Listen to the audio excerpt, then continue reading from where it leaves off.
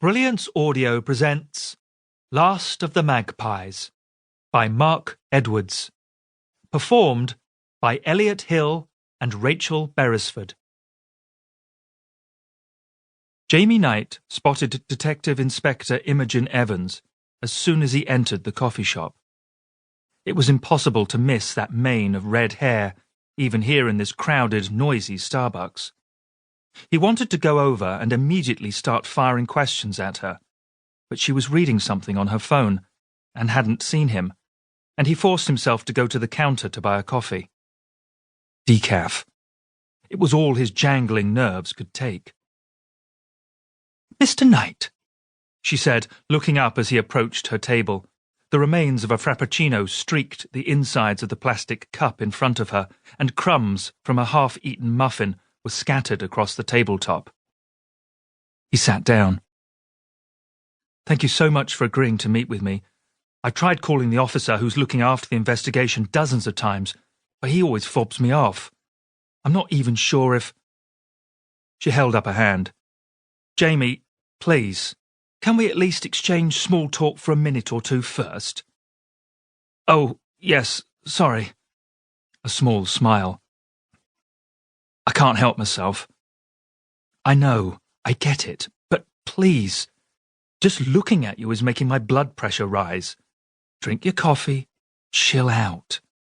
Talk about the weather or something. Moan about the tube. Or did you come by bus?" She sighed, peering over his shoulder at busy Upper Street. "You know, I miss this city so much. I even miss London transport." "Crazy, huh?" "Crazy," he agreed, relaxing a little. "But you decided to stay. I thought you were going to head back to Australia. Perth, was it?" "Fremantle. And yeah, I was planning to, but—" "Something made you stay." Their eyes met, and he thought, she understands. "I can't go back until she's found," he said. She held his gaze. "Which means you might be here for a very long time." There was a beat of silence, which Jamie broke by saying, "So—" Imogen Evans glanced around at the other people in the coffee shop. "There are too many flapping ears in here," she said. "Let's go for a walk."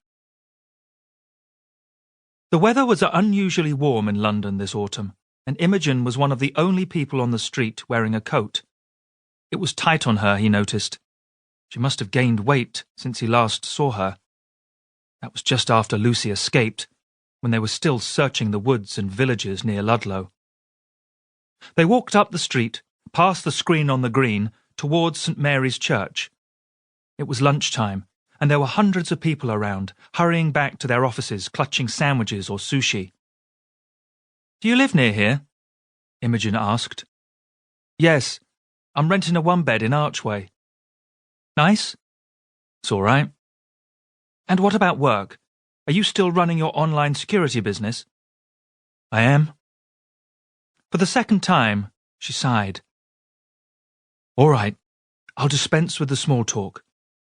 You want to know where we are with the search for Lucy. You know I'm not actively involved with the investigation, right? Not anymore." "I know, but they keep you informed, don't they? I mean, it was 2 of your officers who let her get away." Imogen's face darkened, and Jamie immediately regretted his choice of words. "I'm sorry, I mean, she overpowered 2 of your officers. How are they?" "They're fine. None of them was badly hurt. But yeah, Jamie, I'm kept informed." Her tone was curt. "And I'm talking to you because I think you have a right to know what's going on after what happened in Shropshire and your history with Lucy Newton. But please don't betray my trust and pass any of this on. Don't talk to the press or post it online, okay?" "Okay." They passed the church. "Good.